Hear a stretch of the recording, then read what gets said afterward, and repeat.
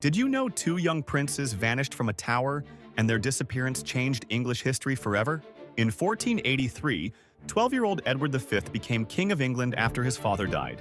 But Edward's uncle Richard was supposed to protect him until he came of age. Instead, Richard declared both Edward and his 9-year-old brother illegitimate. He locked them in the Tower of London and crowned himself king. The boys were last seen playing in the Tower Gardens.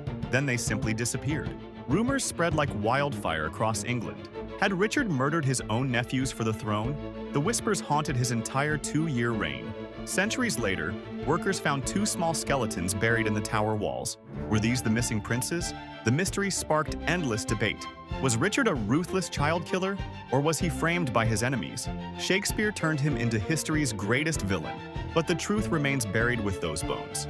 2 children vanished, and their fate became one of the most controversial royal mysteries ever told.